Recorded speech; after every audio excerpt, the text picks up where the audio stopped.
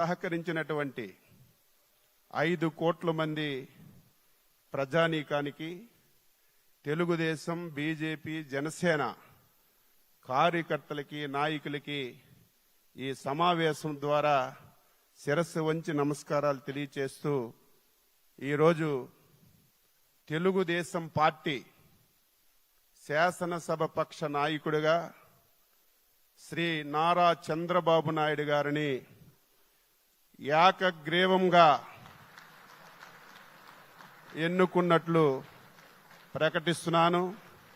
మీరందరూ కూడా మీ యొక్క హర్ష ఆమోదాన్ని తెలియజేసి తెలుగుదేశం శాసనసభ్యులందరూ నిల్చొని ఒకసారి మీరు దీన్ని ఆమోదించవలసిందిగా మీ అందరికీ సందర్భంగా కోరుతున్నాను.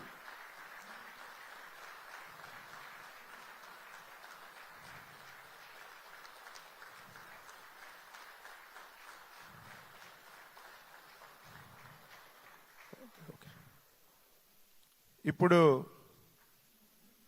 జనసేన అధ్యక్షులు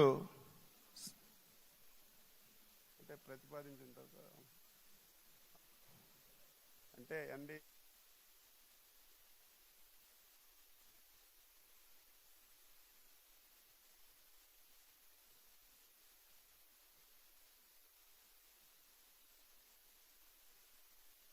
జనసేన అధ్యక్షులు శ్రీ పవన్ కళ్యాణ్ గారిని వేదికపైకి వచ్చి మాట్లాడవలసిందిగా కోరుతున్నాను.